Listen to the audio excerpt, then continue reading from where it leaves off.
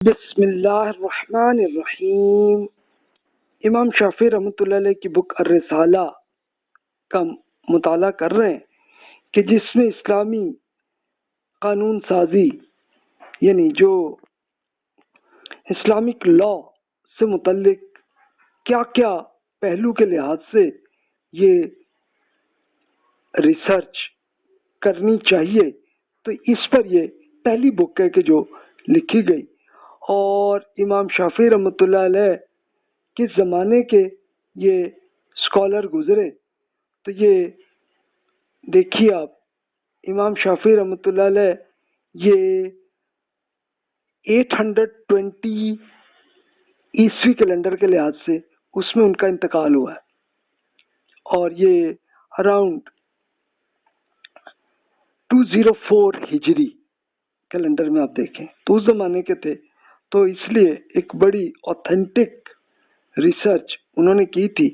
تو آپ کو یاد ہوگا کہ پچھلے لیکچر میں ہم سنت کا صرف اتنا ہی ہم نے کیا تھا کہ سنت کے لیے یہ ایگزیکٹو سمری ورز کی تھی، لیکن اس میں 1 گھنٹہ لگے کیونکہ یہ 4 چیپٹرز ہیں اس کی ڈسکشن کے، بلکہ 5 ہے، 5 لیکچرز ہیں۔ تو آج اب یہ پہلا چیپٹر ہم شروع کرتے ہیں جو باب 7 ہے کہ رسول اللہ صلی اللہ علیہ وسلم کے احکامات کی حجیت قبول کرنے کی ذمہ داری۔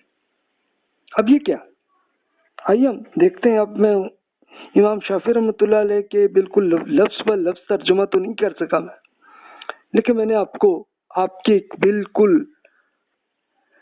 اردو کے اندر اس کا ایک یعنی جو کانسیپٹ تھا امام شافعی نے اس میں بیان کیا، تو اسی کو میں نے پھر ترجمے میں ایک آزاد ترجمے میں اس کو کر دیا۔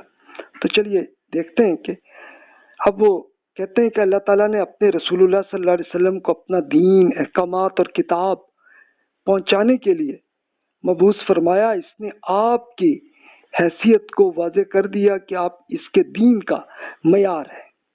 اللہ تعالیٰ نے آپ کی اطاعت کو فرض قرار دیا اور آپ کی نافرمانی کو حرام کر دیا۔ آپ کی فضیلت کو اس طرح سے واضح کر دیا کہ اللہ پر ایمان لانے کے ساتھ ساتھ رسول پر ایمان لانا بھی ضروری قرار دیا۔ اب یہ وہ بات ہے، آپ دیکھتے ہیں کہ خود آپ جانتے ہیں ایمان کا حصہ ہے یہ سب کچھ۔ اس کے لیے امام شافعی رحمۃ اللہ علیہ نے قرآن مجید کی کچھ آیات سے ایک یہی بات پہ دلیل پیش کی، تو چلے میں وہی شیئر کرتا ہوں۔ بسم اللہ الرحمن الرحیم۔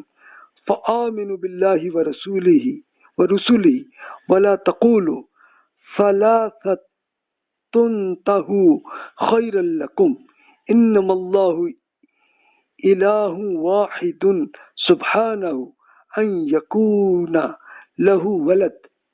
ایمان لائیے اللہ اور اس کے رسول پر، اور یہ نہ کہیے کہ خدا 3 ہے، بعض آ جائیں، یہ آپ کے حق میں بہتر ہے۔ اللہ تو بس ایک ہی خدا ہے، وہ بالا تر ہے اس سے کہ اس کا کوئی بیٹا ہو۔ اب یہ دیکھیں کہ اللہ تعالیٰ نے یہ اصل میں ایک اسپیشل تجزیہ کیا کہ اس وقت کہ جو حضرت عیسیٰ علیہ السلام پر ایمان لائے تھے کرسچنز جو، تو انہوں نے اب حضرت عیسیٰ علیہ السلام کے صحابہ کرام نے کچھ نہیں کیا، بلکہ ان کی کہیں اگلی جنریشن میں جا کے کسی نے یہ ایجاد کر لیا آئیڈیا کہ بھی خدا 3 ہے، یعنی 3 کون ہے؟ ایک خدا ہے، ایک حضرت عیسیٰ علیہ السلام ہے، اور تیسرے وہ اسپرٹ کہتے ہیں، یعنی وہ حضرت وہ فرشتے جبرائیل علیہ السلام، ان تینوں کو ملا کے وہ تینوں کو خدا کا حصہ سمجھ لیتے ہیں۔ تو اللہ تعالیٰ نے وہ بتایا کہ بھی ایسا کچھ نہیں ہے، یہ اللہ کے اور اس کے رسول پر ہی آپ ایمان لائیں، اور بس دیٹس اٹ۔ پھر اسی طرح سورۃ النور میں فرمایا انما المؤمنون الذین آمنوا باللہ ورسولہ واذا كانوا معه على امر جامع لم يذهبوا حتى يستأذنوه۔ مومن تو اصل میں وہی ہیں کہ جو اللہ اور اس کے رسول کو دل سے مانے، اور جب وہ کسی اجتماعی کام کے سلسلے میں رسول کے ساتھ ہوں تو ان کی اجازت کے بغیر نہ جائیں۔ اچھا، اب آپ یہ دیکھیے کہ یہ قرآن مجید میں اللہ تعالیٰ نے بتایا. اب یہ جو بات ہے نا کہ رسول کے ساتھ ہیں تو ان کی اجازت کے بغیر نہ جائیں، تو یہ اجازت والی بات ہے، تو یہ صحابہ کرام ہی کو ویلڈ ہے. کہ اب ظاہر ہے کہ جب رسول اللہ صلی اللہ علیہ وسلم کوئی لیکچر ارشاد جب فرما رہے تھے جمعہ میں یا اور نماز کے مغرب کے بعد اکثر کرتے تھے، تو اس میں تمام صحابہ پر لازم تھا کہ وہ سنیں پورا، اور بیچ میں اگر کسی کو کوئی مجبوری ہو گئی کچھ معاملہ، تو وہ صحابہ کرام رضی اللہ عنہم کسی صحابی کو کوئی اگر مسئلہ ہے تو وہ رسول اللہ صلی اللہ علیہ وسلم سے اجازت لے کے ہی وہاں سے نکلتے تھے. اب ضرورت کیا آئی؟ ضرورت مثال کے طور پر ہو سکتا ہے کہ ایک کو فوراً کوئی ایمرجنسی آ گئی، کوئی معاملہ ہے، تو اس لیے جاتے، ورنہ نہیں جاتے تھے. پھر اس طریقے سے اللہ تعالیٰ نے یہ ایمان کامل جس کے سوا کسی اور چیز کی پیروی نہیں ہو سکتی، تو اسے ایمان کا قرار دیا کہ جو اللہ اور اس کے رسول دونوں پر لایا جائے. اگر کوئی شخص اللہ پر ایمان تو لے آئے لیکن اس کے رسول کو نہ مانے تو اس کے ایمان کو اس وقت تک مکمل قرار نہیں ہو سکتا کہ جب تک وہ اللہ اور اس کے رسول دونوں پر ایمان نہ لائے. اس حدیث میں اسی چیز کا امتحان رسول اللہ صلی اللہ علیہ وسلم نے کیا. اب یہ موطا کی بڑی اوتھینٹک حدیث ہے، تو اب آپ اس کو ایک نظر دیکھ لیجئے. اس وقت دیکھیے بندوں کے نام سے آپ کو اب ترجمہ میں نے کر دیا نا تو اردو میں، تو آپ دیکھ سکتے ہیں. یعنی یہ بک امام مالک بن انس رحمۃ اللہ علیہ کی بک ہے. ان کے ہلال بن اسامہ، انہوں نے عطا بن یسار اور انہوں نے عمر ابن الحکم سے روایت کی. وہ کہتے ہیں، اب یہ عمر بن الحکم رضی اللہ تعالیٰ عنہ صحابی تھے، تو وہ کہتے ہیں کہ میں رسول اللہ صلی اللہ علیہ وسلم کے پاس ایک لونڈی کو لے کر گیا اور میں نے عرض کیا یا رسول اللہ مجھ پر لازم ہے کہ میں ایک غلام آزاد کروں، کیا میں اسے آزاد کر دوں؟ تو رسول اللہ صلی اللہ علیہ وسلم نے ان سے پوچھا بھی اللہ کہاں ہے؟ تو وہ لونڈی جو خاتون تھی وہ بولی کہ آسمان پر. آپ نے پوچھا کہ میں کون ہوں؟ تو انہوں نے وہ بولی کہ آپ اس کے رسول ہیں. تو رسول اللہ صلی اللہ علیہ وسلم فرمائے اسے آپ آزاد کر دیجئے. اب دیکھیے کہ یہ دین کا جو حکم ہے یہ کون تھے کہ یہ اللہ تعالیٰ نے حکم دیا تھا کہ غلامی ختم کریں اور آپ کے جو غلام ہیں آزاد کریں. تو اب ظاہر ہے کہ یہ صحابی تھے عمر بن الحکم. تو یہ روایت میں راوی کا درست نام معاویہ بن الحکم ہے. تو یہ لگتا ہے کہ امام شافعی رحمۃ اللہ علیہ کی بک میں کسی نے غلطی سے عمر بن الحکم لکھ دیا، ورنہ اصل ان کا نام معاویہ بن الحکم تھا، جس کو دوسری بکس میں جا کے میں نے پڑھا تو وہ دیکھ لیا اسے. تو چلیں، پر انہوں نے صرف یہی تھا کہ اب غلام کو آزاد کرنا تھا. تو ان کی ایک خاتون لونڈی تھیں، تو انہوں نے کہا کہ میں چلو پوچھ لوں. رسول اللہ صلی اللہ علیہ وسلم سے پوچھا کہ بھی میں آزاد کسے، ایک غلام کو میں نے آزاد کرنا ہے، کسے کروں؟ تو رسول اللہ صلی اللہ علیہ وسلم نے انہی خاتون سے ایمان کی بنیاد پوچھ لی اللہ تعالیٰ سے، اور رسول اللہ صلی اللہ علیہ وسلم کے بارے میں پوچھ لیا. ٹھیک ہے، پتہ چلا کہ یہ خاتون ایمان لا چکی ہیں. تو رسول اللہ صلی اللہ علیہ وسلم فرمائی انہیں آپ آزاد کریں. تو یہ اب دیکھیں کہ حدیث سے یہ بات سمجھ میں آئی. تو یہ ایک واقعہ ہے، اس میں ہمارے لیے تو اتنی بات ہی ہے کہ جو غلام ہے اس کو آزاد کرنا ہے. لیکن اللہ کا شکر ہے ہم سے پہلے ہی پوری گلوبلی تمام انسانوں نے کر لیا کہ اب کوئی غلام نہیں بنا جائے گا اور ختم معاملہ. الحمدللہ، اللہ کا شکر ہے. لیکن پھر بھی پریکٹیکلی سائیکولوجیکل سلیوری ابھی تک اویلیبل ہے. تو اگر خدا نہ خواستہ آپ کو اگر کوئی نظر آئے تو پھر یہی ہم کر سکتے ہیں کہ بھی ان کو سمجھائیں کہ بھائی آپ کسی کے ذہنی طور پر غلام نہ بنے. یہی کر سکتے ہیں، اور کیا کریں. میں نے اسی پہ بک لکھی. پھر امام شافعی مزید کہتے ہیں کہ اللہ تعالیٰ نے لوگوں پر اپنے وحی اور اپنے رسول کی سنت کی پیروی لازم کی. اس کو قرآن مجید میں سورۃ البقرہ میں اللہ تعالیٰ نے فرمایا ربنا وبعث فیہم رسولا منہم یتلو علیہم آیاتک وَيُعَلِّمُهُمُ الْكِتَابَ وَالْحِكْمَةَ وَيُزَكِّيهِمْ إِنَّكَ أَنْتَ الْعَزِيزُ الْحَكِيمُ۔ اے رب، ان لوگوں میں خود انہی کی قوم سے ایک رسول اٹھانا کہ جو انہیں آپ کی آیات پڑھ کر سنائے، انہیں کتاب اور حکمت کی تعلیم دے اور اس کے ذریعے اس کی شخصیت کو پاک کرے۔ وہ بڑا ہی مقتدر اور حکمت والا وہ رب ہے۔ یعنی اب یہ دیکھیے کہ یہ قرآن مجید میں اس آیت میں یہ جو اللہ تعالیٰ سے یہ جو ریکویسٹ کی جا رہی کس نے کی، اس کو آپ قرآن مجید کی 129 آیت ہے، اس سے آپ آگے پیچھے پڑھ لیں تو یہ حضرت ابراہیم اور اسماعیل علیہ السلام جس وقت وہ کعبہ حرم شریف جہاں پہ وہ کنسٹرکشن کر رہے تھے تو اس وقت اللہ تعالیٰ سے دعا کی کہ اللہ اس قوم میں سے کہ جو مکہ مکرمہ میں ہے تو اس میں سے ایک رسول ضرور آپ پیدا کیجیے گا۔ تو یہ اس کا اصل میں سینیریو تھا۔ اب دیکھیے امام شافعی رحمۃ اللہ علیہ نے صرف مختصراً صرف ایک جملہ ہی انہوں نے اپنی بک میں وہ کیا، لیکن بیک گراؤنڈ کی آپ کو ضرورت آئی ہوگی تو اس لیے میں نے کیا کہ آپ اسی آیت کی پیچھے اور اگلی آیات کو پڑھ لیں تو پورا قرآن کو بھی آپ کو سمجھنے میں آسانی رہے گی۔ اسی طرح ایک اور ارشاد ہے، کما ارسلنا فیکم رسولا منکم یتلو علیکم آیاتنا ویزکیکم ویعلمکم الکتاب والحکمت ویعلمکم ما لم تکونوا تعلمون۔ میں نے آپ کے درمیان خود آپ میں سے ایک رسول بھیجا جو آپ کو میری آیات پڑھ کر سناتے ہیں، آپ کی شخصیت کو پاک کرتے ہیں اور اس کے لیے آپ کو کتاب اور حکمت کی تعلیم دیتے ہیں، اور وہ آپ کو وہ کچھ سکھاتے ہیں جو آپ پہلے نہیں جانتے تھے۔ تو یہ رسول اللہ صلی اللہ علیہ وسلم کی ایک پورا انٹروڈکشن ہے جو سورۃ البقرہ میں یہ ہے کہ یعنی جو دعا کی تھی ابراہیم اور اسماعیل علیہ السلام نے، اسی کو اللہ تعالیٰ نے قبول کیا اور پھر مکہ مکرمہ ہی میں رسول آخری رسول محمد رسول اللہ صلی اللہ علیہ وسلم کو کیا۔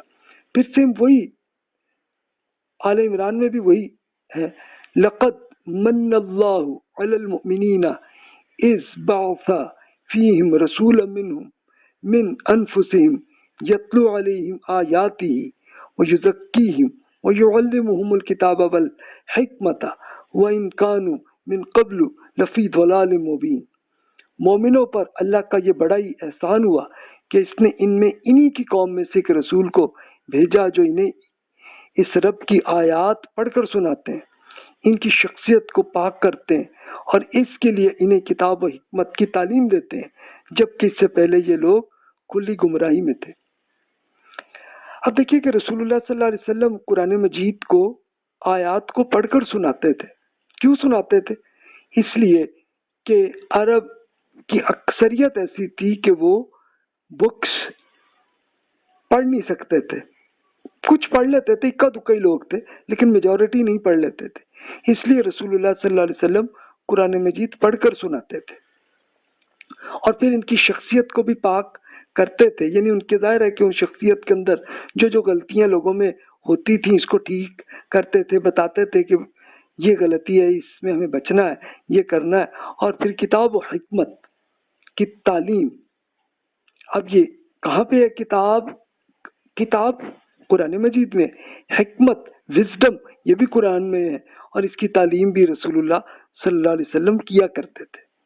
اور صرف یہ نہیں کہ صرف مسلمانوں کا ہی کرتے تھے، بلکہ نان مسلمز جن سے بھی ان کا ہوتا تھا تعلق، خاص طور پہ مکہ مکرمہ میں، مدینہ منورہ میں، وہاں پہ جتنے غیر مسلم بھی ہوتے تھے سب کو یہی پڑھاتے تھے۔ یہ قرآن مجید میں اللہ تعالیٰ نے بتایا۔ پھر اسی طرح اور مزید ارشاد ہوا، وَالَّذِي بَعَثَ فِي الْأُمِّيِّينَ رَسُولًا مِّنْهُمْ يَتْلُو عَلَيْهِمْ آيَاتِهِ وَيُزَكِّيهِمْ وَيُعَلِّمُهُمُ الْكِتَابَ وَالْحِكْمَةَ وَإِنْ كَانُوا مِنْ قَبْلُ لَفِي ضَلَالٍ مُبِينٍ۔ سورۃ الجمعہ میں یہی ہے کہ وہی ہے کہ جس نے ان امیوں میں انہی میں سے ایک رسول بھیجا جو انہیں اس کی آیات پڑھ کر سناتے ہیں، ان کا تزکیہ کرتے ہیں اور اس کے لیے انہیں کتاب و حکمت کی تعلیم دیتے ہیں، اور اس سے پہلے تو یہ لوگ کھلی گمراہی میں تھے۔ اچھا، یہ امی کون تھے؟ تو یہ امی، یہ لفظ جیوز نے، بنی اسرائیل نے عربوں کے لیے یہ ایک ٹائٹل رکھا تھا، امیین۔ امی کا مطلب کہ یہ پڑھے لکھے نہیں۔ اچھا، پڑھے لکھے کیا کہ یہ ان کے لیے کوئی باقاعدہ سکولز کالج نہیں ہوتے تھے، اور نہ ہی وہ کوئی بکس لکھتے پڑھتے تھے۔ صرف اور صرف یہ بنی اسرائیل یہودی اور کرسچنز ہی تھے عربوں کے اندر کہ جن کو بکس لکھتے اور پڑھتے تھے۔ تو اس لیے لیکن عربوں نے اس کو امی کے طور پر ایک بڑی اپنی عزت کے طور پر اسے بڑا، اس پہ، اس ٹائٹل پہ بڑا فخر کرتے تھے، تو اللہ تعالیٰ نے اسی پہ ان کو بتایا۔ پھر ایک یہ آیت ہے، وَاذْكُرُوا نِعْمَةَ اللَّهِ عَلَيْكُمْ وَمَا أَنزَلَ عَلَيْكُمْ مِنَ الْكِتَابِ وَالْحِكْمَةِ يَعِظُكُمْ بِهِ۔ اللہ کی اس نعمت کو یاد رکھیے کہ جو اس نے آپ پر کی ہے، اس نے جو کتاب وہ حکمت آپ پر نازل کی ہے، اس کا احترام ملحوظ رکھیے۔ اب ظاہر ہے کہ یہ نازل تو رسول اللہ صلی اللہ علیہ وسلم پہ ہوئی، اور آپ نے اپنے تمام جتنے لوگ جن کے ان کے جہاں جہاں کانٹیکٹ تھا وہاں پہ اللہ کا پیغام پہنچا دیا، تو بھئی اس کو احترام رکھیے، اس کو احترام کے ساتھ ملحوظ کر رکھیے، یعنی اس پہ عمل بھی کرتے جائیے۔ پھر سورۃ النساء میں وَأَنزَلَ اللَّهُ عَلَيْكَ الْكِتَابَ وَالْحِكْمَةَ وَعَلَّمَكَ مَا لَمْ تَكُنْ تَعْلَمُ وَكَانَ فَضْلُ اللَّهِ عَلَيْكَ عَظِيمٌ۔ اللہ نے آپ پر کتاب اور حکمت نازل کی ہے، اور آپ وہ کچھ کہ آپ لوگوں کو وہ کچھ سکھاتے ہیں کہ جو آپ نہیں جانتے تھے، اور اس کا فضل آپ پر بہت ہے۔ کہ رسول اللہ صلی اللہ علیہ وسلم کو بھی بہت سی چیزیں معلوم نہیں تھیں، تو اللہ تعالیٰ نے وہ کتاب اور حکمت، کتاب کا مطلب، اچھا عربی میں یہ میں عرض کر دوں کہ قدیم عربی میں اور آج کل ماڈرن عربی میں بھی الکتاب سے مراد بک بھی ہوتی ہے، اور لا قانون بھی ہوتا ہے، اور الحکمہ وزڈم کو کہتے ہیں۔ تو یہ وزڈم رسول اللہ صلی اللہ علیہ وسلم کو اللہ تعالیٰ نے سکھائی۔ پھر سورۃ الاحزاب میں ارشاد ہے، وَاذْكُرْنَ مَا يُتْلَى فِي بُيُوتِكُنَّ مِنْ آيَاتِ اللَّهِ وَالْحِكْمَةِ إِنَّ اللَّهَ كَانَ لَطِيفًا خَبِيرًا۔ اے نبی کی ازواج، یاد رکھیے کہ اللہ کی آیات اور حکمت کی باتوں کو جو آپ کے گھر میں کی جاتی ہیں، بے شک اللہ لطیف اور باخبر ہے۔ اب یہ رسول اللہ صلی اللہ علیہ وسلم کی جو بیگم تھیں، انہی کے گھر پہ اللہ کی آیات نازل ہوتی تھی، اور رسول اللہ صلی اللہ علیہ وسلم اپنی فیملی کو پڑھاتے تھے، سمجھاتے تھے، اور پھر اسی کا رزلٹ ہوا کہ امہات المومنین رضی اللہ عنہ یہ خواتین کو اور بچوں کو پڑھاتی رہتی تھی۔ تو یہ ایک وزڈم تھی۔ اچھا، یہ اب دیکھیں کہ آپ کہیں گے کہ وزڈم ہے کیا؟ وزڈم کیا ہے؟ ایمان، ایتھکس، اور لا کیا ہے؟ قانون کیا ہے کہ جس میں جو بتایا گیا کہ بھی یہ کرنا درست ہے، یہ غلط ہے، یہ ہے شریعت۔ تو امام شافعی مزید کہتے ہیں کہ اللہ تعالیٰ نے یہاں کتاب کو ذکر کیا، اور وہ قرآن مجید ہے، اور اس کے ساتھ ساتھ اس نے حکمت کا ذکر کیا ہے۔ قرآن کے ایسے اہل علم جن کی رائے کو میں قبول کرتا ہوں، تو میں نے کہتے سنا ہے کہ حکمت سے مراد رسول اللہ صلی اللہ علیہ وسلم کی سنت ہے۔ یہ بات اللہ تعالیٰ کے ارشاد سے ملتی جلتی ہے، لیکن اللہ ہی بہتر جانتا ہے کہ سنت کیا تھی کہ رسول اللہ صلی اللہ علیہ وسلم جو پریکٹیکلی کر کے دکھاتے تھے اور لوگوں کو سمجھاتے تھے ایسے کرنا۔ اس میں ایتھکس بھی تھے اور شریعت بھی تھی، دونوں چیزیں تھیں۔ یہاں قرآن کے بعد حکمت کا ذکر ہوا ہے۔ اللہ تعالیٰ نے لوگوں پر اپنے احسان کا ذکر کیا ہے، اور اس نے اپنے رسول کے ذریعے انہیں کتاب اور حکمت کی تعلیم دی ہے۔ اللہ تعالیٰ بہتر جانتا ہے کہ یہاں حکمت سے مراد رسول اللہ صلی اللہ علیہ وسلم کی سنت کے علاوہ اور کچھ نہیں ہو سکتا، یعنی سنت کا قرآن مجید سے براہ راست تعلق ہے۔ اللہ تعالیٰ نے اپنے رسول صلی اللہ علیہ وسلم کی اطاعت کو فرض کیا ہے، اور لوگوں پر آپ کی اطاعت کو لازم کیا ہے کسی بھی چیز کو فرض قرار دینا اس وقت تک درست نہیں ہے جب تک اس کی دلیل اللہ کی کتاب یا پھر اس کے رسول صلی اللہ علیہ وسلم کی سنت سے نہ مل سکے. یعنی یہ چیز لازمی ہے، دین کا حکم ہے، اور یہ چیز حرام ہے، یہ بچنا ہے، نہ کریں. تو یہ امام شافعی نے بتایا کہ یا تو قرآن میں اللہ نے بتایا ہوگا یا پھر رسول اللہ صلی اللہ علیہ وسلم کی سنت میں یہ حکم ہوگا. اگر اس میں نہیں ہے تو پھر یہ کوئی دین کا حکم نہیں. تو پھر تو جو کچھ بھی ہے تو وہ آپ سوچ لیں، یا تو لاجیکل تو جو کچھ بھی ہے اور جو کچھ بھی ایتھیکل معاملات ہیں وہ تو خود قرآن اور سنت میں کے حصے میں شامل ہے، اور اس سے ہٹ کے کچھ بھی نہیں ہے. تو یہ سنت آپ یہ دیکھ لیجئے کہ اس میں الحمدللہ پوری امت جو ہے اس میں پورا اتفاق موجود ہے. یعنی نماز ہے، روزہ ہے، حج ہے، زکوٰۃ ہے، یہ دین کے احکامات ہیں عبادت کے، تو یہ اور قربانی ہے، تو اس میں کوئی اختلاف نہیں ہے، تمام مسلمان اس پہ عمل کرتے ہیں. ہاں اس کی امپلیکیشن میں اختلاف ہو سکتا ہے، وہ انسانوں میں ہو جاتا ہے، کوئی بات نہیں، لیکن سب اس پہ عمل کر رہے ہوتے ہیں. اور لوگوں کی خدمت کرنا، لوگوں کی خدمت کرنا، ان کی مشکلات کا حل کرنا، یہ دین کا حکم ہے، یہ سنت کا حصہ ہے. تو یہ اس پہ ایسے عمل کرنے کا یہ کر کے دیا ہوا ہے، اور اس میں کوئی اختلاف نہیں ہے الحمدللہ. جیسا کہ ہم پہلے ہی بیان کر چکے ہیں کہ اللہ تعالیٰ اور رسول اللہ صلی اللہ علیہ وسلم پہ ایمان لانا خود اللہ پر ایمان لانے کے ساتھ ہی ضروری قرار دیا گیا ہے. رسول اللہ صلی اللہ علیہ وسلم کی سنت اللہ تعالیٰ کی کتاب میں جو بیان ہوا ہے اس کی وضاحت کرتی ہے، اس کے ان احکامات کو بیان کرتی ہے جو پوری نسل انسانیت کے لیے عام ہے یا کسی مخصوص گروہ یا فرد کے ساتھ خاص ہے. سنت میں بیان کردہ حکمت کا براہ راست تعلق اللہ تعالیٰ کی کتاب سے ہے، لیکن اس کا درجہ کتاب اللہ کے بعد ہے. یہ خصوصیت اللہ تعالیٰ کے رسول کے سوا کسی اور حاصل نہیں ہے. اچھا یہ دیکھیے کہ یہ امام شافعی کے الفاظ میں نے لفظ و لفظ ترجمہ کیا ہوا ہے. یہ پورا جو حصہ ہے اس کا یہ میں نے اس میں کیا، اور یہ دیکھیں اس میں کسی مسلمان کو کوئی اختلاف نہیں ہوگا، سب مانتے ہیں اس میں. اللہ کی اطاعت کے ساتھ رسول اللہ صلی اللہ علیہ وسلم کی اطاعت بھی فرض ہے، اور اس کے حکم علیحدہ بھی دیا گیا ہے. اللہ تعالیٰ نے اس کا حکم دیا. اچھا خود قرآن مجید کو پڑھیں، اور اس سے پہلے اللہ کی کتابیں تورات، زبور، انجیل میں پڑھیں تو وہاں پہ بھی یہ آتا ہے کہ اللہ کے رسول کے ساتھ آپ پیروی کرتے جائیں. سیم وہاں پہ بھی یہی حکم آتا ہے. اب ظاہر ہے کہ وہ رسول اور وہ نبی وہی ہوتے تھے کہ جو اس زمانے کے تھے، اور اب آخری رسول اور نبی یہ محمد صلی اللہ علیہ وسلم ہے.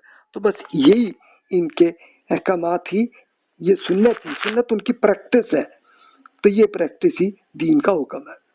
تب اللہ تعالیٰ ارشاد فرماتا ہے وَمَا كَانَ لِلْمُؤْمِنِينَ وَلَا مُؤْمِنَةٍ إِذَا قَضَى اللَّهُ وَرَسُولُهُ أَمْرًا أَن يَكُونَ لَهُمُ الْخِيَرَةُ مِنْ أَمْرِهِمْ وَمَن يَعْصِ اللَّهَ وَرَسُولَهُ فَقَدْ ضَلَّ ضَلَالًا مُبِينًا.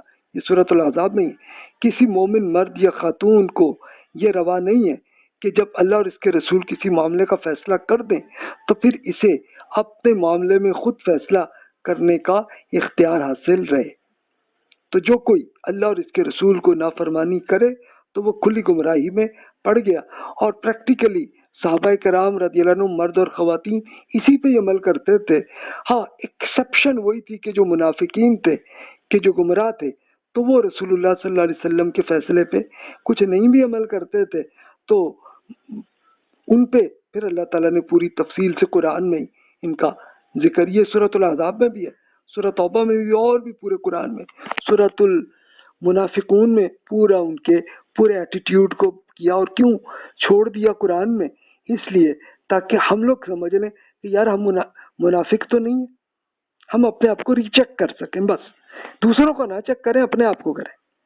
یعنی پرسنالٹی ڈیولپمنٹ کا یہی اصول ہے کہ اپنے آپ کو ریچیک کریں، دوسروں کو چیک نہ کریں، کیونکہ پھر تو ایک دوسرے سے لڑائی جھگڑے ہی چلتے ہیں اور کچھ نہیں ہوتا، اور مناظرے ہی چلتے ہیں. اپنے آپ کو چیک کریں.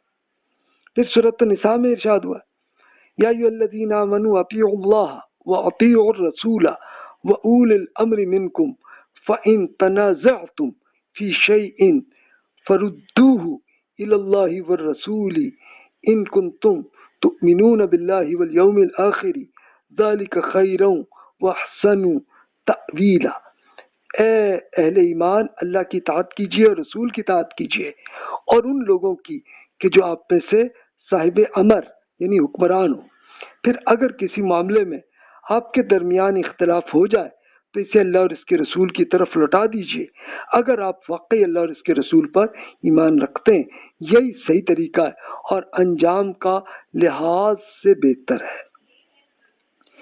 اب یہ دیکھیے کہ یہ اللہ تعالیٰ نے یہی حکم دیا اہل ایمان کو کہ اللہ پر، اس کے رسول پہ ایمان لائیں، اور پھر اپنے حکمران کی آپ کریں۔ اگر حکمران سے آپ کا اختلاف ہو جائے تو پھر اللہ اور اس کے رسول کی طرف چلے جائیں اور وہاں پہ دیکھیں کہ اصل حکم کیا ہے، اس کے لحاظ سے آپ فیصلہ کریں۔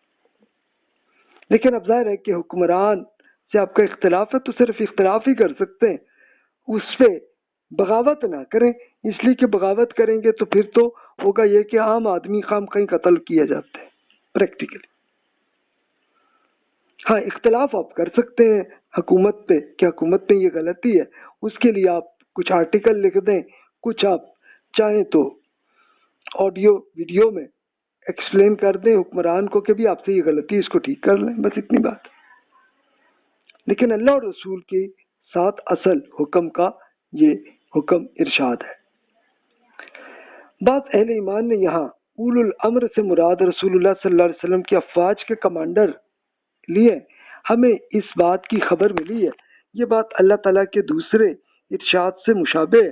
اس حکم کی وجہ یہ ہے کہ مکہ کے گرد و نواح میں رہنے والے عرب لوگ حکمرانی کے مفہوم سے ناآشنا تھے۔ یہ بات ان کے لیے قابل قبول ہی نہیں تھی کہ انہیں کسی اور کی اطاعت کرنا پڑے۔ جب انہیں رسول اللہ صلی اللہ علیہ وسلم کی اطاعت میں دے دیا گیا تو وہ رسول اللہ صلی اللہ علیہ وسلم کے علاوہ کسی اور کو حکومت کا اہل نہ سمجھتے تھے۔ انہیں اس بات کا حکم دیا گیا کہ وہ ان حاکموں کی اطاعت بھی کریں جنہیں رسول اللہ صلی اللہ علیہ وسلم نے مقرر فرمایا ہے۔ یعنی یہ تھا کہ اب ظاہر ہے کہ رسول اللہ صلی اللہ علیہ وسلم کی حکومت صرف مدینہ تک تو نہیں رہی تھی، بلکہ پورا عرب، جس میں آج کل کا سعودی عرب ہے، پھر یمن ہے، پھر عمان، پھر عرب امارات، کویت، قطر اور جارڈن کا بڑا حصہ، یہ رسول اللہ صلی اللہ علیہ وسلم کے علاقے تک کی زندگی تک یہ حکومت بن گئی تھی۔ لیکن یہ پوری قبائلی علاقے تھے، ہر ایک کے اپنے اپنے قبیلے تھے اور اپنے اپنے اس پہ کرتے تھے۔ تو رسول اللہ صلی اللہ علیہ وسلم اپنے صحابہ کو وہاں پہ ایک کنسلٹنٹ یا پھر کمانڈر یا وہاں پہ اس کے ایک طرح کے ایک گورنر کے طور پر ان کو بھیجتے تھے تاکہ وہ ان کو ایکسپلین کرتے جائیں، تاکہ یہ دین پر عمل کرتے جائیں۔ تو اسی لیے قرآن مجید میں بھی اللہ تعالیٰ نے ان کو سمجھایا، کیونکہ عربوں کو اس کا طریقہ ہی معلوم نہیں تھا کہ حکومت کیسے چلانی، تو اسی لیے اللہ تعالیٰ نے یہ بتایا اصول۔ اچھا، اس طرح ملٹری بھی اگر جاتی تو اس کے لیے کمانڈرز رسول اللہ صلی اللہ علیہ وسلم طے کرتے تھے تاکہ اس کے ساتھ وہ جہاد کر سکیں، ورنہ یہی ہوگا کہ ورنہ انتشار ہی پیدا ہوتا اور کچھ نہ ہوتا۔ پھر عمراء اور حکام یعنی جو حکمران کی حقوق و فرائض سے متعلق یہ اطاعت غیر مشروط نہیں ہے، یعنی یہ کوئی بالکل انڈیپینڈنٹ حکم نہیں ہے، بلکہ یہ بھی بتایا کہ پھر اگر کسی معاملے میں آپ کے درمیان اختلاف ہو جائے تو اللہ اور اس کے رسول کی طرف لوٹا دیجیے۔ اس کا مطلب یہ ہے کہ لوگوں اور اس کے حکام یعنی جن کی اطاعت میں وہ لوگ دیے گئے ان کے مابین کسی معاملے میں اگر اختلاف رائے ہو بھی جائے تو اس معاملے کو اللہ اور اس کے رسول کی طرف لوٹا دیا جائے۔ تو یہ دیکھیے آج کل بھی ہو سکتا ہے، حکمران سے اختلاف تو آپ کا ہو سکتا ہے، لیکن یہ ہو جائے تو پھر اللہ اور رسول کی طرف جا کے ری چیک کریں۔ ہم تو یہی کر سکتے ہیں نا، رسول اللہ صلی اللہ علیہ وسلم کی زندگی میں یہ ہو سکتا تھا کہ صحابہ کرام کے ساتھ اگر گورنر کے ساتھ اختلاف ہوا ہے تو وہ لوگ رسول اللہ صلی اللہ علیہ وسلم سے مل کے پوچھ لیتے تھے تو معاملہ ہو جاتا تھا۔ اور اب یہ کہ چلیں اب ہم اس طرح سے قرآن کے ساتھ اور رسول اللہ صلی اللہ علیہ وسلم کی سنت کے ساتھ میچ کر کے پھر اپنے آپ کو چیک اپ کر سکتے ہیں۔ اس کا مطلب یہ ہے کہ اسے اس بات کی طرف لوٹا دیا جائے کہ جو اللہ اور اس کے رسول نے ارشاد فرمائی ہے، اگر آپ نے ارشاد فرمائی ہے، اگر آپ کے علم میں یہ ارشاد ہے، اگر آپ کسی معاملے میں رسول اللہ صلی اللہ علیہ وسلم کے حکم کا علم نہیں ہے تو اسے رسول اللہ صلی اللہ علیہ وسلم سے پوچھ لیں۔ جب بھی آپ کی ملاقات آپ سے ہو یا پھر ان سے پوچھ لیں جن کی ملاقات آپ سے ہوئی ہو، یہ ایسا حکم ہے کہ جس کے بارے میں کوئی اختلاف نہیں ہے، کیونکہ اللہ تعالیٰ کا ارشاد ہے کہ کسی مومن مرد یا خاتون کو یہ روا نہیں ہے کہ جب اللہ اور اس کے رسول کسی معاملے کا فیصلہ کر دے تو پھر اسے اپنے معاملے میں خود فیصلے کا اختیار حاصل رہے۔ یعنی اب ظاہر ہے کہ رسول اللہ صلی اللہ علیہ وسلم کے زمانے میں تو آپ سے ڈائریکٹلی پوچھ لیتے تھے کہ جناب اصل حکم کیا ہے اللہ تعالیٰ کا، اور رسول اللہ صلی اللہ علیہ وسلم ایکسپلین کر دیتے تھے، تو تب تو کوئی ایشو نہیں تھا نا۔ لیکن اب ظاہر ہے کہ اگلی جنریشن میں تو پھر یہ تھا، تو پھر آپ کے اگر علم میں ہے قرآن کو پڑھ لے، حدیث میں اوتھینٹک حدیث کو پڑھ لے تو وہیں سے آپ کو مل گیا جواب، تو ٹھیک ہے ویسے عمل کریں، اور آپ کے علم میں نہیں تو چلیں کسی اسکالر سے پوچھ لیں کہ جنہوں نے اس کی پوری ریسرچ کی ہوئی ان سے پوچھ لیں، تو اس پہ اور پھر اس پہ چلیں۔ تو حکمران کو بھی چاہیے کہ وہ اسی طرح قرآن اور سنت کے ساتھ ہی حکومت چلائیں، اور صرف ظاہر ہے کوئی ایک حکمران تو نہیں آج کل کر سکتا نا، یعنی جتنے بھی وزیر ہوں گے، جتنے بھی بیوروکریٹس ہوں گے، جتنے بھی ملٹری کے ہیڈز ہوں گے، وہ سب اسی کے ساتھ ہی عمل کرتے چلے جائیں، اور اگر ایک چیز پہ ان کو کنفیوژن ہو تو پھر اسکالر سے پوچھ لیں، پوچھ کے ان پہ کریں، تو یہ ایک پریکٹیکلی چل سکتا ہے معاملہ۔ پھر امام شافعی مزید کہتے ہیں کہ اگر رسول اللہ صلی اللہ علیہ وسلم کی وفات کے بعد کسی مسئلے میں یہ اختلاف رائے ہو جائے تو معاملے کو اللہ تعالیٰ کے بیان کردہ حکم اور اس کے بعد اسے رسول اللہ صلی اللہ علیہ وسلم کے بیان کردہ حکم کی طرف لوٹا دیا جائے۔ اگر اس معاملے میں ان دونوں یا کسی ایک میں کوئی واضح حکم نہ مل جائے تو اسے کسی حکم پر قیاس کرتے ہوئے اخذ کیا جائے، جیسا کہ میں نے اپنے اوپر قبلے کی یا گواہوں کے اچھے کردار اور فدیے کے جانور کی مماثلت کے احکام میں مثالیں بیان کی ہیں۔ اس کے لیے قرآن مجید میں اللہ کا حکم ہے، ارشاد ہوا وَمَن يُطِعِ اللَّهَ وَالرَّسُولَ وَأُولَٰئِكَ مَعَ الَّذِينَ أَنْعَمَ اللَّهُ عَلَيْهِم مِّنَ النَّبِيِّينَ وَالصِّدِّيقِينَ وَالشُّهَدَاءِ وَالصَّالِحِينَ وَحَسُنَ أُولَٰئِكَ رَفِیقًا۔ جو اللہ اور رسول کی اطاعت کرے گا تو وہ ان لوگوں کے ساتھ ہوگا کہ جن پر اللہ نے انعام فرمایا، یعنی انبیاء، صدیقین، شہداء اور صالحین۔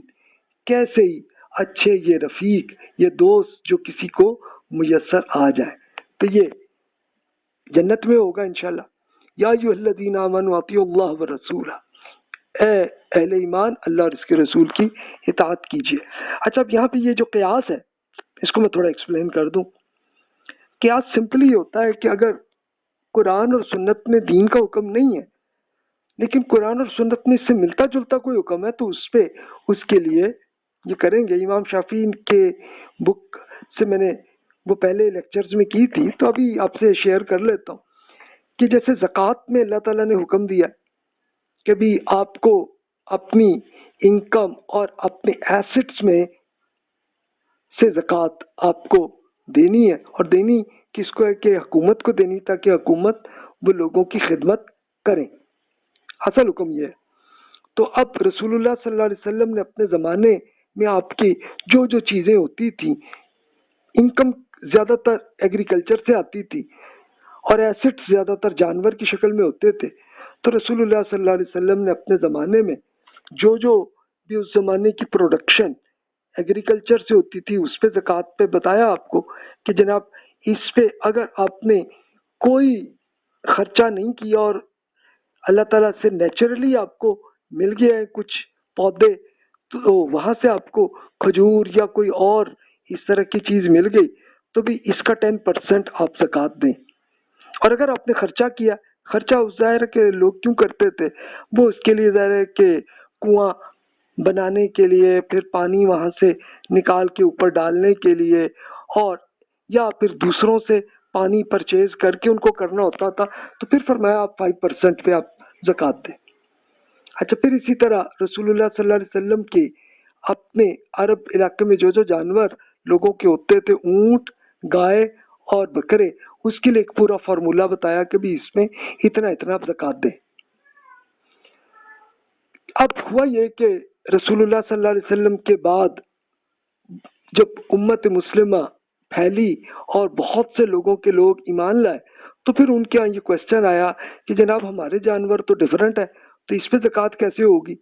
تو پھر اسکالرس نے اسی طرح ہی ریسرچ کی کہ مثال کے طور پر انڈیا میں آ کے بھینسیں دیکھیں، تو بھی یہ بھینس جو ہے یہ کیا کوئی اونٹ ٹائپ کی چیز ہے یا گائے کی ہے یا بکرے کی ہے، کس طرح کی زکوٰۃ ہوگی؟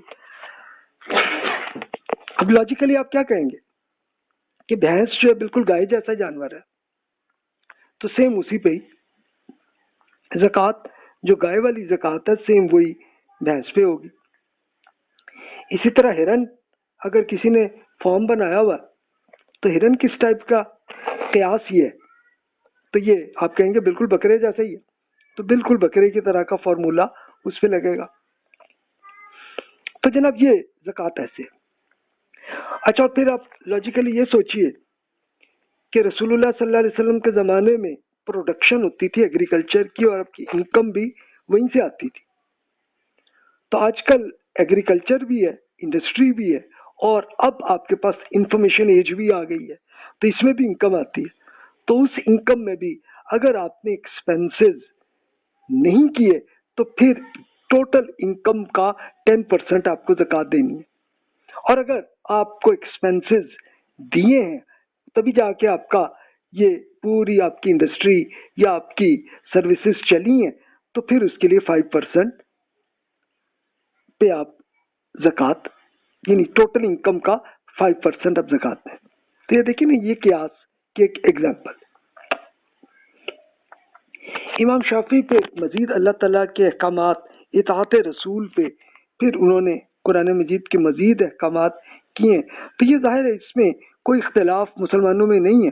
تو اس میں آپ یہ بھی دیکھ سکتے ہیں، جیسے ارشاد ہے ان الذین یبایعونک انما یبایعون اللہ ید اللہ فوق ایدیہم فمن نکث فانما ینکث علی نفسہ ومن اوفی بما عاہد علیہ اللہ وسیؤتیہ اجرا عظیما۔ اے اللہ، جو لوگ آپ سے بیعت کر رہے ہیں وہ در حقیقت اللہ تعالیٰ سے بیعت کر رہے ہیں، اللہ کے ہاتھ یہ اللہ کا ہاتھ ہے، ان پر جو عہد کو توڑے گا تو اس کا وبال خود اس پہ ہوگا، اور جو اس وعدے کو پورا کرے گا جو اس نے اللہ تعالیٰ سے کیا ہے تو ان قریب اللہ کو بڑا اجر عطا فرمائے گا۔ یہ سورۃ الفتح میں ہے۔ یعنی یہ بیعت بیسیکلی کیا ہوتی تھی کہ ایک ایگریمنٹ کیسے کرتے تھے؟ عرب لوگوں کا کلچر میں یہ تھا کہ وہ اب رسول اللہ صلی اللہ علیہ وسلم کا ہاتھ پکڑ کر اور پھر یہ معاہدہ کرتے ہوتے تھے۔ تو اب ظاہر ہے اب آپ کے کلچر میں اگر نہیں ہے تو آپ اپنے ذہن میں جیسے ایگریمنٹ کرتے ہیں تو وہ ہے۔ تو اللہ تعالیٰ سے جو ایگریمنٹ ہوا ہے کہ جو رسول اللہ صلی اللہ علیہ وسلم کے ساتھ ایگریمنٹ ہوا ہے تو وہی ہے کہ جو اللہ تعالیٰ سے آپ کا ایگریمنٹ ہوا ہے۔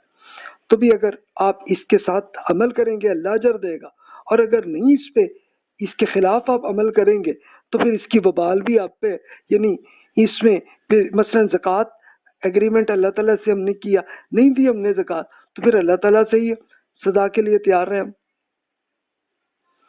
پھر یہ بھی ارشاد ہے من یطع اللہ ومن یطع الرسول فقد اطاع اللہ، جس نے رسول کی اطاعت کی در حقیقت اس نے اللہ کی اطاعت کی ہے۔ پھر اس طرح مزید اس میں ہم دیکھتے ہیں، لیکن جیسے یہ سورۃ النساء میں فلا وربک لا یؤمنون حتی یحکموک فیما شجر بینہم ثم لا یجدوا فی انفسہم حرجا مما قضیت ویسلموا تسلیما، آپ کے رب کی قسم یہ لوگ کبھی مومن نہیں ہو سکتے جب تک کہ اپنے باہمی اختلافات میں آپ کو فیصلہ کرنے والا نہ مان لیں، پھر جو کچھ آپ فیصلہ کریں اس پر اپنے دلوں میں بھی کوئی تنگی محسوس نہ کریں بلکہ سر بسر تسلیم کر لیں۔ یعنی اگر آپس میں اختلاف ہو جائے تو پھر رسول کے معاملے میں جائیں اور جس میں آئیں تو سب اپنے دل پہ سیٹسفائی بھی ہوں۔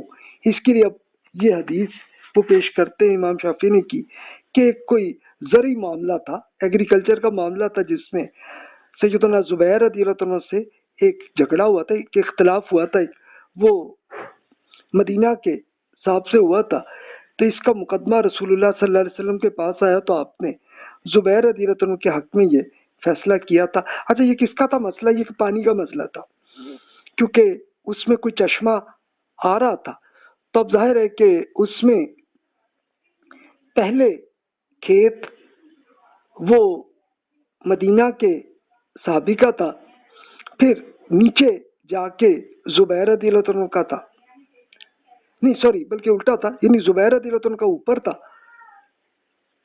کھیت اور نیچے انصاری صحابی کا تھا۔ تو ہوا یہ کہ دونوں میں اختلاف ہوا کہ بھی وہ یار یہ آنے تو پانی زیادہ دو اس طرح کا چلا تھا، تو وہ رسول اللہ صلی اللہ علیہ وسلم کے پاس یہ مقدمہ لے کے آئے، تو رسول اللہ صلی اللہ علیہ وسلم نے پھر یہی فیصلہ کیا تھا کہ بھی زبیر رضی اللہ عنہ آپ یہ کریں کہ پانی صرف اتنا لے کہ جو آپ کے پاؤں تک پانی آتا ہو، پھر اس سے زیادہ جتنا آئے گا پانی وہ آپ نیچے والے کھیت کے لیے آپ دیں۔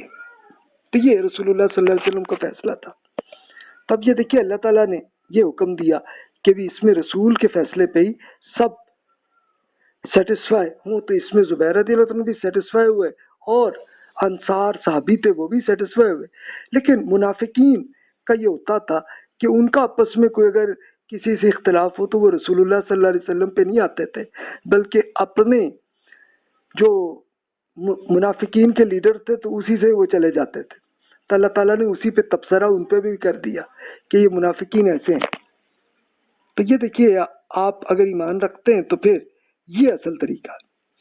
پھر مزید ہم دیکھتے ہیں تو اب یہ اللہ تعالیٰ کے بہت سارے احکامات ہیں، تو چلیں اب میں اس کا صرف ترجمہ ہی آپ سے عرض کر دیتا ہوں۔ سورۃ النور میں ہے، اہل ایمان مسلمانوں اپنے درمیان رسول کے بلانے کو ایک دوسرے کا سا بلانا نہ سمجھ لیجئے، اللہ آپ میں سے ایسے لوگوں کو جانتا ہے کہ جو ایک دوسرے کی آڑ میں چپکے سے غائب ہو جاتے ہیں۔ رسول کے حکم کی خلاف ورزی کرنے والوں کا ڈرنا چاہیے کہ وہ کسی فتنے کا شکار نہ ہو جائے یا ان پر دردناک عذاب نہ آ جائے۔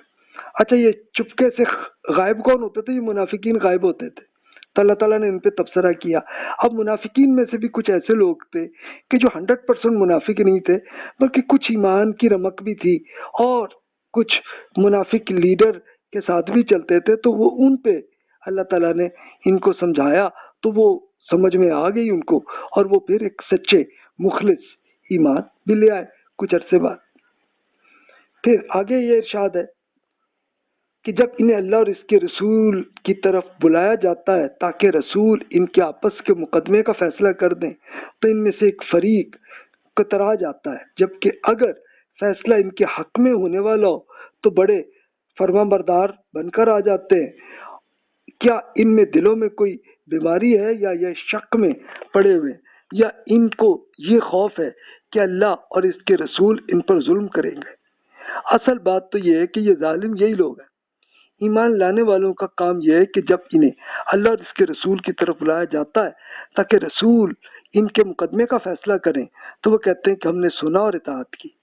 ایسے ہی لوگ فلاح پانے والے ہیں اور کامیاب وہی ہے جو اللہ اور اس کے رسول کی اطاعت کریں، اللہ سے ڈرے اور ان کی نافرمانی سے بچیں۔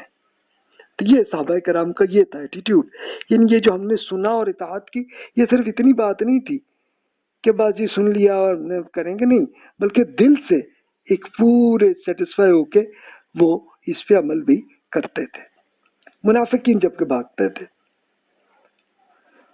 تو اسی آیت میں اللہ تعالیٰ نے لوگوں کو بتایا کہ اگر رسول اللہ صلی اللہ علیہ وسلم کسی معاملے میں فیصلہ کرنے کے لیے بلائیں تو یہ اللہ کے حکم کی طرف بلانا ہے۔ رسول اللہ صلی اللہ علیہ وسلم ان کے درمیان اللہ تعالیٰ کی طرف سے فیصلہ فرمانے کے لیے موجود ہے۔ جب یہ لوگ حضور کے کسی فیصلے کے سامنے سر تسلیم خم کرتے ہیں تو وہ دراصل اللہ کے فیصلے کے سامنے ہی سر جھکا رہے ہوتے ہیں۔ اچھا، اب آج کل آپ کہیں گے آج کل کیا یہ ویلڈ ہے؟ آج کل آپ یوں سوچ لیں نا کہ جیسے مثال کے طور پر ایک صاحب جو گورنمنٹ کے امپلائی ہیں اور وہ کرپشن کھا رہے ہیں، تو اب ان کا دوست ان کو بتاتا ہے کہ بھائی آپ یہ کرپشن یہ رسول اللہ صلی اللہ علیہ وسلم کے حکم کے خلاف ہے۔ تو اب وہ کرپٹ آدمی جو ہے وہ اگر اس پہ سوچے سمجھے اور خود قرآن کو پڑھے، رسول اللہ صلی اللہ علیہ وسلم کے احکامات کو سمجھے، تو انہیں پتہ چل جائے کہ یار یہ کرپشن واقعی دین کے خلاف ہے، تو اگر اس میں خلوص ہے تو پھر وہ آئندہ کرپشن کو چھوڑ دے گا، نہیں کرے گا۔ لیکن پھر بھی کرتا رہے گا تو پھر یہ اس کا معاملہ اللہ تعالیٰ کے حضور ہی ڈالے کہ وہ منافق ہے کہ نہیں ہے، اس پہ ہمیں فیصلہ نہیں کرنا چاہیے، یہ اللہ تعالیٰ پر ڈال دے۔ پھر مزید ہم دیکھتے ہیں کہ اللہ تعالیٰ نے پھر یہ ارشاد ہے، اس کا ترجمہ عرض کرتا ہوں۔ اے نبی، اللہ سے حسب سابق ڈرتے رہیے اور کفار اور منافقین کی بات نہ مانیے، حقیقت میں وہ علیم و حکیم تو اللہ ہی ہے۔ اسی بات کی پیروی کیجیے جو آپ کی طرف آپ کے رب کی طرف سے وحی کی جا رہی ہے، اللہ ہر اس بات سے باخبر ہے جو آپ لوگ کرتے ہیں۔ پھر یہ ارشاد ہوا الانعام میں، اس وحی کی پیروی کیجیے جو آپ کی طرف آپ کے رب کی طرف سے، اس کے سوا کوئی معبود نہیں ہے، اور مشرکین سے منہ پھیر لیجیے، ان سے الگ ہو جائے۔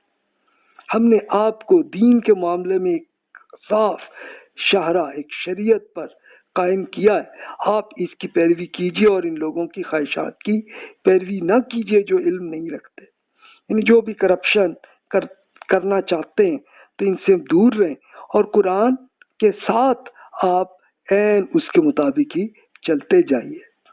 پھر اللہ تعالیٰ نے مزید ارشاد ہے سورۃ المائدہ میں، اے رسول، آپ کے رب کی جانب سے جو آپ کی طرف نازل ہوا ہے اسے پہنچائیے، اگر آپ ایسا نہیں کریں گے تو آپ نے رسالت کا حق ادا نہیں کیا۔ اللہ آپ کو ان لوگوں کی شر سے بچانے والے۔ یعنی اس کا مطلب یہ ہے کہ رسول اللہ صلی اللہ علیہ وسلم نے پریکٹیکلی کیا کیا کہ قرآن مجید پورے کا پورا سب صحابہ کرام اور ایون نان مسلمز کو پہنچا بھی دیا، اور پھر اس کے بعد یہ ہوا کہ لوگوں کی ایکسپلینیشن جتنی ضرورت تھی، لوگوں نے جو کویسچن کیے تو اس کے لیے رسول اللہ صلی اللہ علیہ وسلم ایکسپلین کرتے رہے، ایکسپلینیشنز کو اپنے لیکچرز میں وہ کرتے رہے، اور پھر فائنل میں یہ ہوا کہ رسول اللہ صلی اللہ علیہ وسلم کا آخری لیکچر وہ تھا کہ جو عین آخری حج کے موقع پہ کیا تھا، اور رسول اللہ صلی اللہ علیہ وسلم کا وہ لیکچر ایسا ہے کہ اس کے لیے آپ نے تمام لوگوں کے جو کہ 1.25 لاکھ کے قریب لوگ مختلف علاقوں کے قبیلوں کے لوگ حج پہ آئے ہوئے تھے، تو انہیں فرمایا کہ آپ اگلے لوگوں کو آپ پہنچا دیجیے گا، اور وہ ایسا پہنچایا کہ وہ اب بہت ساری بکس میں وہی موجود ہے، تو آپ پڑھ سکتے ہیں، سیم قرآن کے ساتھ میچ کرتا ہوا وہی۔ تو رسول اللہ صلی اللہ علیہ وسلم نے صحیح طرح وہ پہنچایا اور وہ آپ کو آج تک اویلیبل ہے۔ سورۃ الشورى میں فرمایا، ہم نے اپنے حکم سے ایک روح آپ کی طرف وحی کی ہے، اس وحی سے قبل آپ کو یہ علم نہ تھا کہ یہ کتاب کیا ہوتی ہے اور ایمان کیا ہوتا ہے۔ اس روح کو ہم نے ایک روشنی بنا دیا جس کے ذریعے ہم اپنے بندوں میں سے جسے چاہتے ہدایت دیتے ہیں، یقیناً آپ سیدھے راستے کی طرف رہنمائی کر رہے ہیں۔ تو یہ روح کیا ہے کہ یہ قرآن ہے کہ جو آپ کے ذریعے یہ آپ تک پہنچ رہا ہے، کہ رسول اللہ صلی اللہ علیہ وسلم پہ اللہ تعالیٰ نے وحی کر کے کیا، اور آپ نے یہ ایکسپلین کر کے یہ کتاب پوری دے دیا۔ پھر یہ اور ارشاد ہے، اگر اللہ کا فضل اور اس کی رحمت آپ پر نہ ہوتی تو ان کے ایک گروہ نے تو یہ فیصلہ کر ہی لیا تھا کہ آپ کو گمراہ کر دیں گے۔ وہ اپنے سوا کسی اور کو گمراہ نہیں کر سکتے اور نہ ہی آپ کو کسی چیز سے نقصان پہنچا سکتے۔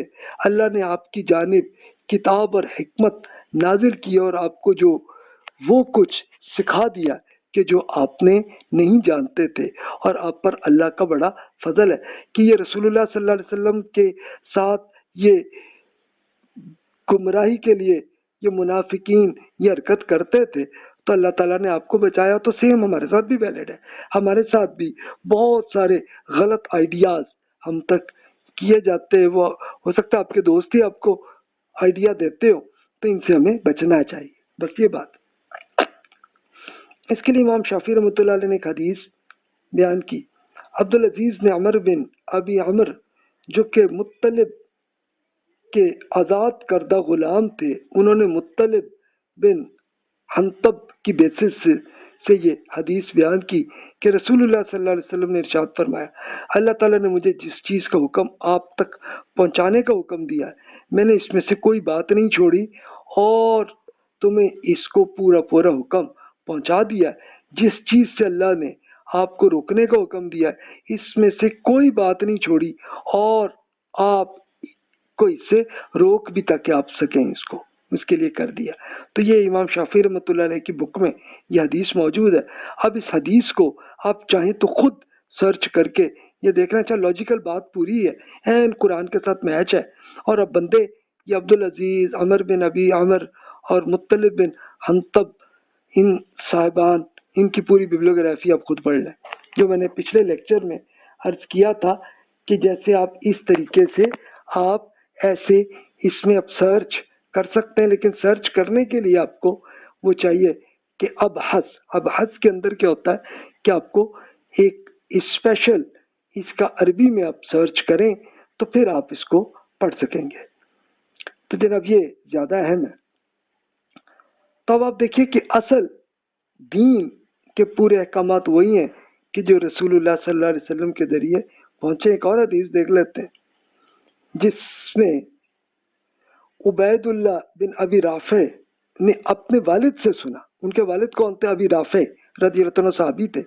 انہوں نے بتایا کہ رسول اللہ صلی اللہ علیہ وسلم نے ارشاد فرمایا، میں آپ میں سے کسی کو نہ پاؤں کہ وہ اپنے پلنگ پر تکیہ لگائے بیٹھا ہو اور اس کے سامنے میرے احکام میں سے کوئی حکم پیش کیا جائے جس میں سے کسی چیز پر عمل کرنے یا کسی چیز سے روکنے کا حکم دیا گیا ہو، تو وہ کہے جی مجھے معلوم نہیں، اللہ کی کتاب میں تو اس کا کوئی ہمیں کچھ معلوم نہیں ہے جس کی ہم پیروی کریں۔ یعنی اس کی مطلب کیا ہے کہ رسول اللہ صلی اللہ علیہ وسلم نے جو کچھ ارشاد فرمایا تھا وہ بالکل اوتھینٹک حدیث کے ساتھ اب تک موجود ہے۔ اور رسول اللہ صلی اللہ علیہ وسلم کی سنت کے دو اقسام ہیں، جس میں ایک وہ ہے کہ جو اللہ کی کتاب میں کوئی واضح حکم موجود ہے اور رسول اللہ صلی اللہ علیہ وسلم نے اس کی پیروی کی ہے۔ دوسرا یہ بھی ہے کہ قرآن میں کوئی حکم تھا اور رسول اللہ صلی اللہ علیہ وسلم نے اس کی وضاحت فرمائی ہے، تو اس حکم سے اللہ تعالیٰ کی مراد کیا ہے تو اس کی آپ کو ڈیٹیل آپ کو حدیث میں ملتی ہے جس کے ذریعے کرتے ہیں۔ تو امام شافعی کہتے ہیں کہ میں کسی ایسے عالم کو نہیں جانتا جو اس بات سے اختلاف کرے کہ نبی کریم صلی اللہ علیہ وسلم کی سنت کے 3 اقسام ہیں، 3 ٹائپس ہیں سنت کے، اور یہ 2 اقسام تو ایسی ہیں کہ جس میں اتفاق رائے ہے، سب ایگریڈ ہے، تمام اسکالرز ان کے زمانے کے تمام، ان 2 اقسام میں اتفاق ہے، اور بعض یہ جو تیسری ٹائپ کی سنت ہے تو اس میں اختلاف ہے۔ اب وہ کیا ہے؟ پھر وہ کہتے ہیں کہ پہلی قسم یہ ہے کہ اللہ تعالیٰ نے اپنی کتاب میں کوئی واضح حکم دیا ہے اور رسول اللہ صلی اللہ علیہ وسلم نے اس حکم کی وضاحت فرما دی ہے، تو اس حکم سے کیا مراد ہے؟ اب مثلا قرآن میں اللہ تعالیٰ نے حکم دیا الصلاۃ، نماز پڑھو، یہ حکم دیا زکوٰۃ دو، اب اس کو کیا کیسے؟ رسول اللہ صلی اللہ علیہ وسلم نے کر کے دکھا دیا، اور وہ کر دیا اور لوگوں کو کروایا، اور زکوٰۃ تو پریکٹیکلی لوگوں سے لیا بھی۔ یہ ہے دین کا حکم ہے۔ اچھا حج کا حکم ہے تو حج کو رسول اللہ صلی اللہ علیہ وسلم پریکٹیکلی کر کے لوگوں کو دکھایا، کروایا، اور کسی کو اگر کوئی چیز کلیئر نہیں تھی انہوں نے کویسچن کیا تو رسول اللہ صلی اللہ علیہ وسلم نے بتا دیا، یہ سنت ہے۔ دوسری قسم یہ ہے کہ اللہ تعالیٰ نے اپنی کتاب میں کوئی حکم بیان فرمایا اور اپنے اللہ کی جانب سے وضاحت فرمائی ہے، تو اس کا حکم کا مطلب یہ ہے، ان 2 اقسام میں کوئی اختلاف نہیں ہے۔ تیسری قسم یہ کہ اللہ تعالیٰ کی کتاب میں کوئی نص وجود نہ تھی. نص کا مطلب کوئی ریٹن کچھ بھی لکھا نہیں تھا. تو اس سے متعلق رسول اللہ صلی اللہ علیہ وسلم نے سنت جاری فرمائی. اب اس کے لیے آپ ایگزامپل یہ آپ دیکھ سکتے ہیں کہ قرآن میں جو حکم نہیں ہے لیکن رسول اللہ صلی اللہ علیہ وسلم نے اس کا سنت کا دیا ہے. مثال کے طور پر یہ چھینک ایک بندے کو آئے تو جو بھی ساتھ بیٹھا ہے تو وہ اس میں الحمدللہ کہہ دے, یہ ایک سنت دی ہے. تو یہ ایک ایگزامپل ہے. اہل علم میں بعض کا نقطہ نظر یہ ہے کہ اللہ تعالیٰ نے اپنے لامحدود علم اور اپنی مرضی سے رسول اللہ صلی اللہ علیہ وسلم کی اس بات کی اتھارٹی دی ہے کہ جہاں اللہ کی کتاب میں کوئی اگر ریٹن نہیں ہے تو آپ سنت جاری کریں. اہل علم کے دوسرے گروہ کا نقطہ نظر ہے کہ رسول اللہ صلی اللہ علیہ وسلم نے کوئی ایسی سنت جاری نہیں فرمائی جس کی اصل کتاب اللہ تعالیٰ کی کتاب میں موجود نہ ہو. اب مثال کے طور پر یہ چھینک پہ جو الحمدللہ کا جو سنت فرمائی ہے سکھائی ہے تو اصل میں اس کی بیس قرآن میں ہے. مثلا قرآن میں اللہ تعالیٰ نے یہ بیان بتایا کہ اللہ تعالیٰ کی حمد کیا کرو, اللہ تعالیٰ کی حمد کیا کرو. تو رسول اللہ صلی اللہ علیہ وسلم نے اسی طرح اس کو ویسے بھی کریں اور جب یہ چھینک آئے تو تب تو لازمی کر لیں کہ اللہ تعالیٰ کی حمد ضرور کر لیں. اس کی مثال امام شافعی کہتے ہیں کہ قرآن میں نماز کا حکم ہے. اب سنت میں نماز کی تعداد اور اس پر عمل کے طریقے کی وضاحت یہ رسول اللہ صلی اللہ علیہ وسلم نے کی ہے. اب قرآن میں ٹائم کا تو ضرور بتا دیا کہ کس ٹائم پہ نماز کا حکم ہے, لیکن کتنی رکعت اور کیا ہے اس کو رسول اللہ صلی اللہ علیہ وسلم نے کر کے سکھایا. قرآن مجید میں لا تأکلوا اموالکم بینکم بالباطل, آپس میں اپنے اموال باطل طریقے سے نہ کھائیں, یعنی دوسروں کے کیش یا ایسٹ نہ آپ کھائیں, آپ کچھ نہ لیں. وَحَلَّ اللَّهُ الْبَيْعَ وَحَرَّمَ الرِّبَا, یعنی اللہ نے تجارت کو حلال قرار دیا ہے اور وحرم الربا کہ جو سود وہ حرام ہے. اب اس کو رسول اللہ صلی اللہ علیہ وسلم نے اپنے زمانے میں آپ کے سامنے جو ٹرانزیکشنز ایسی ہوتی تھی اس میں بتایا کہ بھی یہ حرام ہے, یہ غلط ہے اور یہ درست ہے. یہ پورا بتایا کہ یہ بزنس میں یہ بالکل درست ہے, یہ انٹرسٹ یہ حرام ہے, یہ نہ کریں. اور لوگوں سے چھیننے یا چاہے آپ چوری کریں, ڈکیتی کریں یا کرپشن کریں, اس کی جو شکلیں رسول اللہ صلی اللہ علیہ وسلم کے زمانے میں ہوتی تھی آپ نے اس کو بتا دیا لوگوں کو. تو سیم یہ نہیں کرنا. اب جیسے اگزامپل میں آپ سے شیئر کرتا ہوں, رسول اللہ صلی اللہ علیہ وسلم ایک بار مارکیٹ میں تشریف لے گئے تو آپ نے یہ دیکھا کہ کچھ آٹا کی ایک دکان میں آپ نے آٹا دیکھا تو آپ نے ہاتھ اندر اس میں ڈال کے دیکھا تو دیکھا کہ وہ نیچے سے وہ گیلا آٹا تھا. تو آپ نے پھر دکاندار کو کہا کہ یہ دیکھیں یہ غلط ہے. ان کا کہ سوری میں غور نہیں کیا کہ یہ رات میں بارش ہوئی ہے تو اس میں یہ ہوا. آپ نے فرمایا ٹھیک ہے تو پھر آپ اس کو ایسے سیل نہ کریں.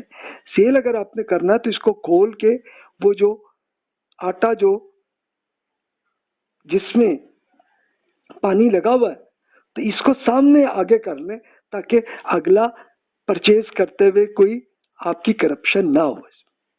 تو پھر ان صحابی نے پھر ویسے ہی اس پہ عمل کیا. اب دیکھیے اہل علم کے تیسرے گروہ کا نقطہ نظر یہ ہے کہ رسول اللہ صلی اللہ علیہ وسلم اللہ تعالیٰ کی جانب سے حکم دیے جاتے تھے تو آپ کی سنت کی توثیق کرتے تھے.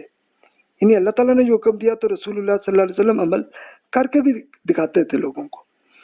چوتھے گروہ کا نقطہ نظر یہ ہے کہ سنت اللہ کی حکمت ہے جس کا القاء اللہ کی جانب سے رسول اللہ صلی اللہ علیہ وسلم کو دیا گیا ہے. اس کے لیے ایک وہ حدیث پیش کرتے ہیں جس میں عمر بن ابی عمر سے کہ انہوں نے یہ مطلب سے رسول اللہ صلی اللہ علیہ وسلم نے فرمایا کہ روح الامین نے میرے دل میں یہ بات ڈالی ہے کہ کوئی شخص بھی اس وقت تک نہ مرے گا جب تک اس کے حصے کا رزق اس تک نہ پہنچ جائے گا.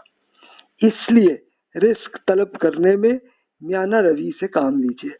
یعنی رزق طلب کرنے کے لیے رزق کیسے کہ انکم کے لیے آپ کو بہت زیادہ وہ نہ کریں، بس وہ کریں کہ میانہ روی سے، یعنی بہت زیادہ یعنی آپ نیند بھی اپنی ختم کر دیں یہ بھی نہ کریں، اور بالکل سوتے بھی رہیں یہ بھی نہ کریں، بلکہ درمیانہ طریقہ پہ اختیار کریں۔ تو یہ دیکھیے کہ یہ ایک وزڈم کی رسول اللہ صلی اللہ علیہ وسلم نے ایکسپلین بھی کی ہے کہ بھی یہ چیز صحیح ہے اور یہ نہ کریں۔ تو جناب یہ ہم اس میں دیکھ سکتے ہیں۔ تو اب میں یہاں پہ اللہ تعالیٰ کی کتاب اور رسول اللہ صلی اللہ علیہ وسلم کی سنت کے بارے میں ان باتوں کو یہ بیان کرتا ہوں جو فائنل ہے اس میں، کہ سنت کے ذریعے اللہ تعالیٰ کی کتاب کی ناسخ و منسوخ کی استدلال کا بیان، یعنی سنت کے ذریعے ہمیں معلوم ہوتا ہے کہ اللہ تعالیٰ کی کتاب میں کون ایک خاص ٹائم کا حکم تھا اور کون ہمیشہ کے لیے ہے۔ اللہ تعالیٰ کی کتاب میں بیان کردہ احکام کا بیان، اس کے ساتھ رسول اللہ صلی اللہ علیہ وسلم کی سنت بھی ہے، کیونکہ رسول اللہ صلی اللہ علیہ وسلم نے پریکٹیکلی کرتے رہے آخر تک۔ اب جیسے حج ہے، نماز ہے، زکوٰۃ ہے، روزہ ہے، آخر تک رسول اللہ صلی اللہ علیہ وسلم کرتے رہے۔ اور میں نے آخری لیکچر کا جو عرض کیا کہ جو آخری خطبہ جو حج کا تھا، تو اس کے صرف 2 یا 3 مہینے کے اندر ہی رسول اللہ صلی اللہ علیہ وسلم کا انتقال ہوا تھا۔ تو اس سے آپ یہ دیکھ سکتے ہیں کہ یہ کتنا اوتھینٹک اللہ کا حکم یہ آخری تھا۔ پھر کتاب اللہ، اس احکام کا ذکر، ان کی وضاحت رسول اللہ صلی اللہ علیہ وسلم نے سنت کے ذریعے فرمائی کہ انہیں کیسے اور کس وقت ادا کرنا ہے، یعنی نماز کب پڑھنی ہے، کتنے بجے، کیا ٹائم ہے اس کا، اور کتنی رکعتیں آپ پر لازم ہے اور کون سی آپ پہ آپشنل ہے۔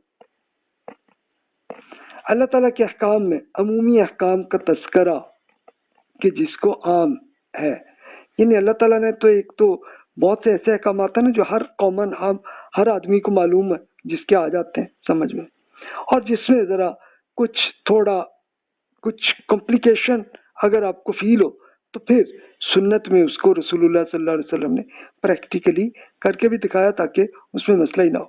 اللہ تعالیٰ کے ایسے بظاہر عمومی احکام کا ذکر جو کہ مخصوص صورتحال کے لیے، کہ یہ جناب بس ایک خاص صورتحال میں ہمیشہ کے لیے نہیں ہے، اور ایسی سنت کا ذکر جس کے بارے میں اللہ کی کتاب میں کوئی حکم درج نہیں ہے، تو اس کو بھی سنت میں ہے۔ تو انشاءاللہ اگلے لیکچر میں ہم پھر اگلے چیپٹر کو اللہ اور اس کے رسول کے بیان کردہ ممانتیں کہ کون سی چیز منع کی گئی ہیں وہ کیا ہے، یہ آپ دیکھیے کہ اس کے اندر پھر آپ دیکھیں گے کہ امام شافعی رحمۃ اللہ علیہ کے اسٹوڈنٹس نے جو کویشچن کیے تو امام شافعی رحمۃ اللہ علیہ اسے ایکسپلین کرتے گئے اپنے اس میں لیکچر میں۔ اس کو انشاءاللہ اگلے لیکچر میں ہم کور کرتے ہیں۔ جزاک اللہ خیر واحسن الجزا۔ جو بھی ای میل ہے آپ ای میل کر لیجئے گا، جو کہ میری ای میلز آپ کے ذہن میں ہونی چاہیے کہ جو میں نے اپنی یہ آپ کے سامنے آ رہی ہیں۔ تو جزاک اللہ خیر واحسن الجزا۔